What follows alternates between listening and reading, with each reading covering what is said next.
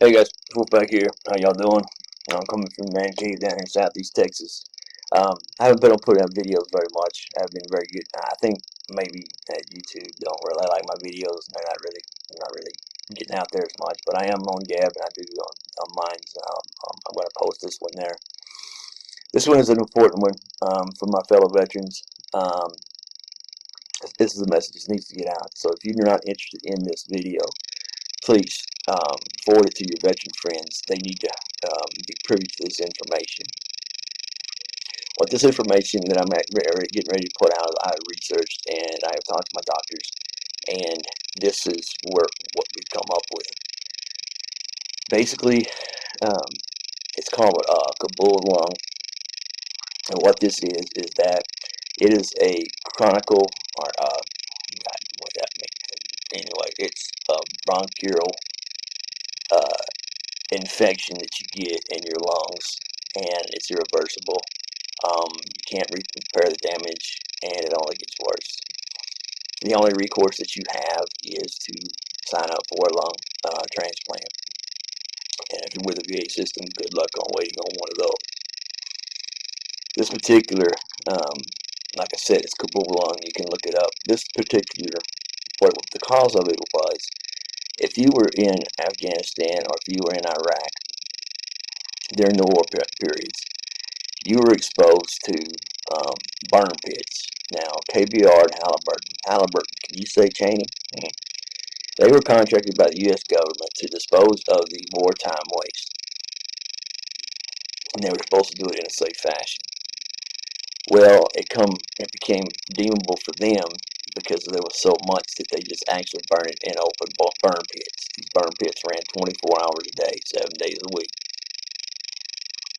And if you actually were in anywhere close to a town, you were actually subject to this. I know this because at Camp Eggers, Kabul,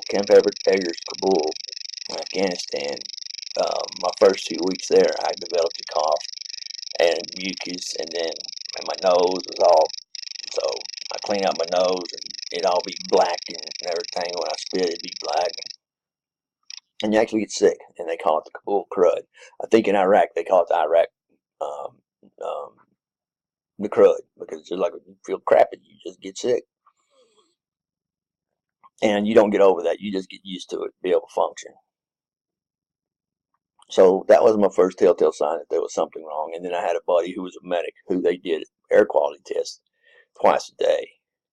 And I can't count how many number of times that there were black. Our fob was black because the fact is that air was not fit to breathe. And unfortunately, or fortunately, how you want to look at it, I worked on QRF. I worked on the outside guard, and I was outside all the time. I didn't get a chance to go inside. I was exposed to this 13, 16 hours a day, every day. That's when I started asking questions.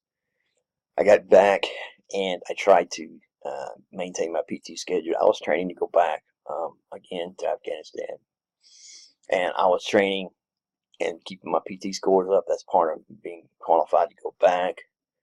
And I noticed I used to run 5 miles, 10 miles a day. I run 5 in the morning, I run 5 at night. I really took pride in my run times. I really took pride in running. I like to run. I love to run.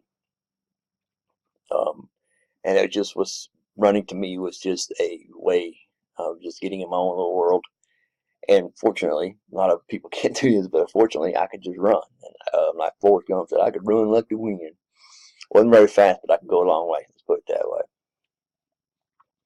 So anyway, I noticed that I was having problems, and I went to when I was looking at getting back into deployable shape. I mentioned to my doctor that I was having these kind of issues, that I was having a hard time breathing. The red flag didn't go up because I still passed my PT times, even though my PT times are off from when I actually deployed over. So the red flag wasn't really raised at that point in time. However, this got progressively worse. For vets out there, this does. What happens is that it gradually, and you'll notice the change gradually at first. It'll just be where you can't breathe. You can't do that anymore. You're more out of breath. in certain physical activities than you used to be. A lot of us put it off on age, saying, you know, I'm getting old, I can't do that shit anymore. Well, part of it's that, but like, hey, the main majority is because of this Kabul lung. So we contracted this from these burn pits. It came back, we started complaining about it. The VA, in their infinite wisdom, couldn't find anything, they said, because they would run a x-ray, and then they would run all your normal tests, your pulmonary tests, your heart tests, everything. It all come back negative, it come back clear. Well, some boys from Maryland in a hospital, they actually took on the case and they actually did a study. And this study was identified and was through a CT scan of your lungs, and also putting you on a treadmill in front of a doctor so they could monitor it, so they could actually see how your stress your body was going through. And then to confirm it, what they would do is they would go take a biopsy of your lung. I don't know how many they take. I don't know. I'm getting ready to go through it. I don't know. And then you're diagnosed, because you have, in medical terminology, you have what they call popcorn lung. When you look at it on the CT, they're black spots, dots. I guess they're about that big, mirror in your finger, and then they get bigger about like that. And I don't know what happens after that. I know that a buddy and my research, before he actually got treatment, and the VA actually admitted that he was exposed to this, he had lost half of his lung. And he was not service connected, so for some reason they didn't want to fulfill his claim. And this is why my warning goes out to my veteran friends, is that hey, you need to start working on that claim, and you need to start asking some questions. You need to start getting in, and you need to have them at least test you for Kabul lung, RI lung, or whatever, the crud, whatever they call it, whatever you people call it on your fob. You need to go out and you need to get tested by the VA. If the VA will not run a CT scan, and they will not run you on and put you on a treadmill, you need to insist upon it. Now, the VA doesn't want you to take these tests. They will put you through every other test available to prove that you don't have it. They'll give you a chest X-ray, and it'll come up negative. They'll give you a pulmonary test. It'll come up negative. Everything on there that they're doing is external, that will not show this up until you run that CT scan on your chest. And then that's where the truth comes in. And then you actually go through the treadmill test, and they're like, oh shit. And then once that happens, the no shit moment is, oh, now we got to take some biopsies. And the reason for the biopsies, they already know you have it. They're just wondering how bad it is. There's a video that maybe all you vets should look at. It's called And Die. And this is where we're at in this situation. Obama said this might be, he was concerned when he was in office, this may be our Agent Orange of this war. But the problem is they're not tracking it now to where that is reaching proportions, because, like I said, it's slowed down. They're delaying it. They're delaying the results of soldiers because the fact is they don't want to hit them all at one time. They don't want all these claims going through at one time. We got to pay them. So they're hoping for death will die, and it won't be publicized as much. Now, what I want to go into is about the black lung and our Kabul crud and our Kabul lung is that once you get it, it's irreversible. You can't change it. You can't go back and fix the damage. You can't do anything. You cannot. You can be put on steroids for a period of time, and it'll make things where you're about the same, but you're not getting any worse, because it opens up these little blood vessels in there and it gets more oxygen to your body. And this is basically what happens, is that this has invaded your lung, and it actually is cutting off oxygen that would normally get to your body. And these little vessels are the ones that are responsible for getting them to certain places. And plus, I want to say too, people say, well, keep it cause I ain't even smoke. I've never smoked. I've never smoked a cigarette in my life. Never smoked dope. I've never even taken drugs until I got to the VA and I had to. So this is totally hitting me out of the blue. I don't have any other thing to correlate it to. So for my veteran friends, I insist you get down to the VA. I insist that you get, I'm not insisting, but anyway, I'm begging you to get down to the VA and ask for this test. They won't offer it unless you ask for it. Now, the reason why this is important is because I waited. I wasn't unaware of this. I waited too late. I got so bad that I couldn't even walk. I couldn't even walk from here to there without having to bend over and losing my breath. Things that used to take me 5 minutes to do were now taking me 45 or an hour because I'd have to stop and rest. I had to get my breath. I wasn't physically exerted. I wasn't. My muscles could handle things. It was just the fact is that I could not breathe, and I have blacked out and passed out a few times because of that. And no one can find out what it was. Another warning sign that you may experience is the fact is your T cell count. Your T cell count will fluctuate. It will not be in a danger zone. It will be to the point to where it's low, but it'll go lower to where it scares people, and then it goes higher. But why is this? It's because the fact is T cells are actually trying to fight off this infection. I know when you say T cell count, everybody thinks of the HIV and the AIDS and all that or whatever. I done had all them tests. No, I don't have all that. So by process of elimination, I've narrowed it down to where this has got to be it. And the formal diagnosis will come out on Wednesday. I don't know how to tell you this, but it's like, you got something wrong. And I mean, when you're really, really, really sick and you got something wrong and you've got the proof to it. I mean, my wife and people that are close to me they're asking me questions. What's wrong, man? You're not, what's wrong with you? You're not looking too good. You're not breathing right. You're not whatever. And I said and talked to my wife. I said, baby, this is getting to the point where it's getting to the critical stage. And she has seen it very many times. And my wife has stepped up her game because she is actually shielding me from things that I have to do because I can't do it. And I know you guys out there and ladies out there, they're vets that know, hey, man, I can do anything, I can do whatever. But when your health goes down, especially with this, your butt's in a chair or it's sitting on the porch, but it's not actually doing a lot of physical things because you can't. So this will answer your questions. A lot of vets do not realize that this is a problem. The government has kept it hush hush. Like I said, they don't want to get it out. They want to delay, deny, and they want you to die before they have to pay you a claim. Now remember that if it's proven, and this is what you have to do to the VA, you have to prove with this disability that you received it in country. It's very difficult to do, but once you do prove that, then that means it goes retroactive back to the time that you were in country up until now. To me, it doesn't mean anything right now because I don't believe I'm going to be around long enough to access the money, get any money, and I don't want it.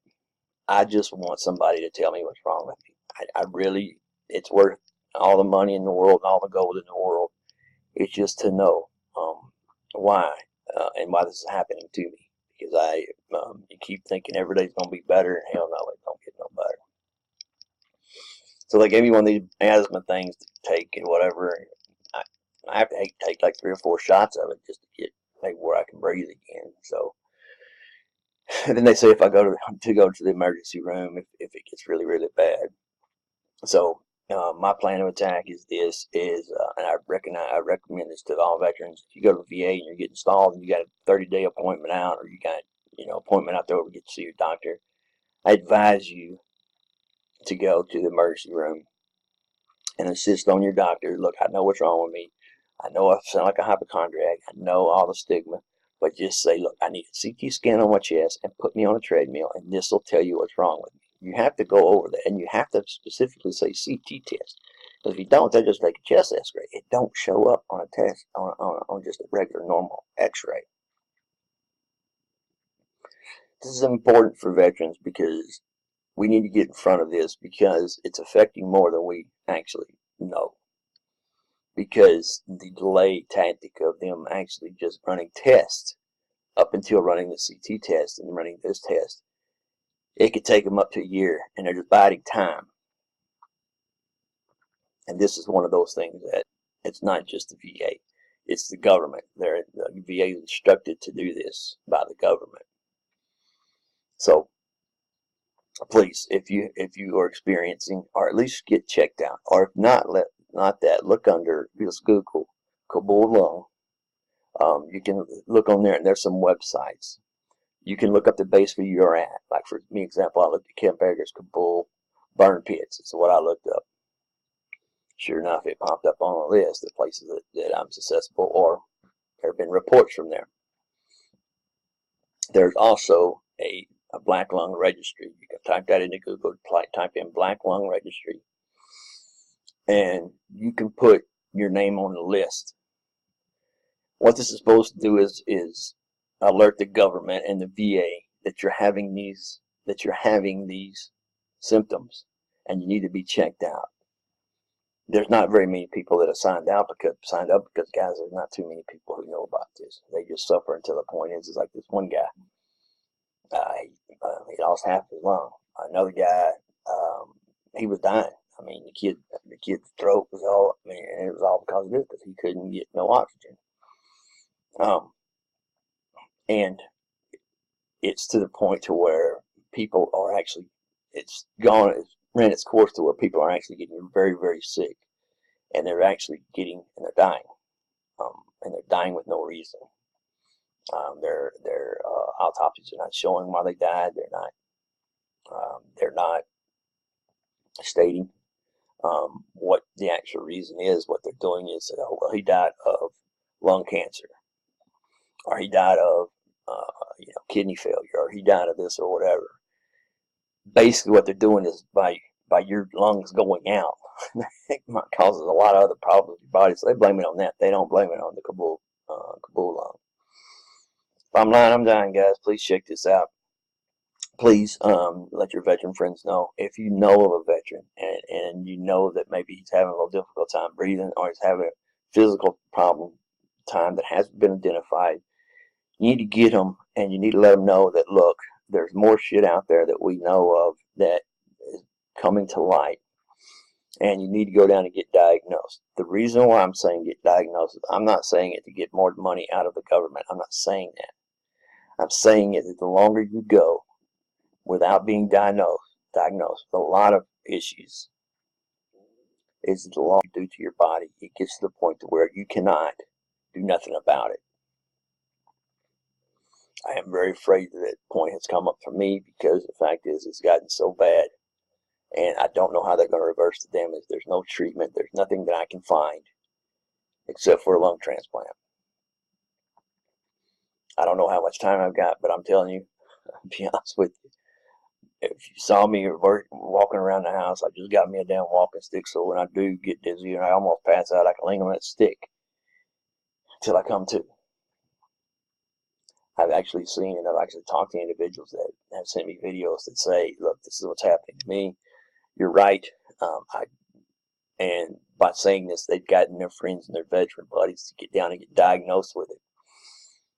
The reason why that is important is because the fact is you've got to start at the front, because they're going to take their time, and you've got to allow for that time. Unfortunately, I didn't. It's been since 2009 until 2018 now for him to finally come out with his diagnosis. They put it off that long. As soon as I got back from Afghanistan, the soonest thing I told the VA doctor the first time I checked is, I'm having a problem breathing.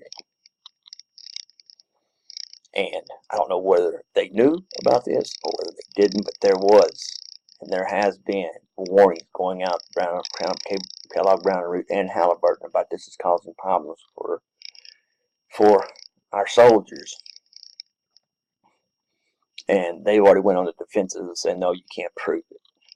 Well, that's the first hurdle, because you got to be able to prove that you developed it in country, and then the money comes from Kellogg, Brown and Root, and Halliburton.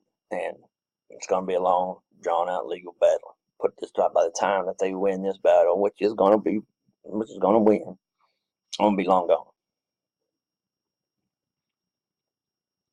This has actually taken over my ability to function.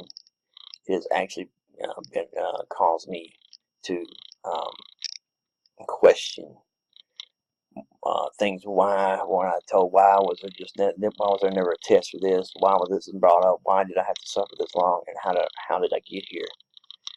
And it was a gradual progression until 2 months ago, to where it just hit. And I mean, every day you can tell the difference, and that's where I'm at today. So, don't want to make a long video, but I do want you guys to be aware. It's called Kabul lung. It's called Afghan lung. Some call it the Kabul crud. Some call it the Iraqi crud. You need to get diagnosed. Please share with all your veteran friends and start a discussion. If you need any research done, I can do it because I've already started it. If you need help with filing your VA claim or following up on your VA claim, let me know. And the other organization you can go to is go to the American Legion. They'll do your claim for free. They'll get your medical records and they'll file your claim for you. It takes a lot of hassle. I know a lot of individuals say, well, I don't want to go pay for an attorney. I can't afford to pay for an attorney or those things, whatever. The American Legion will do it for free. You just got to have the diagnosis. That's the hard part. And you got to get the diagnosis. Can come from anywhere, but if you get it from a civilian doctor, it's got to be from an independent third party. That's how it works, to verify that you actually have this. What I'm saying is, it takes time. It takes time that you may not necessarily have. This is what I'm running into. This is taking time that I don't have. I'm gonna be fighting. They put me 6 feet under because I'm still going to be fighting this battle. It'll take 10 years, and people, I'm telling you, I'm not going to last that long.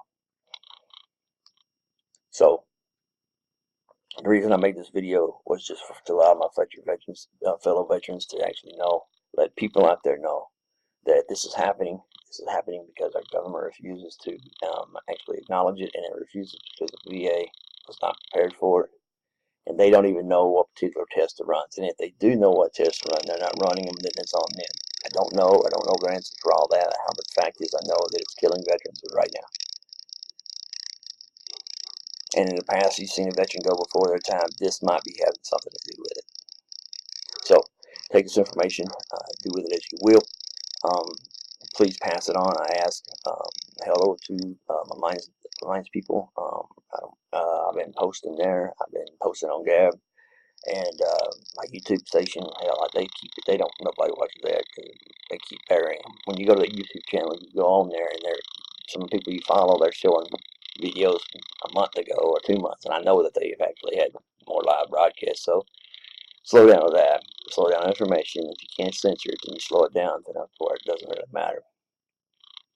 But anyway, this is an important message. I hope that I title it right so it gets people's attention.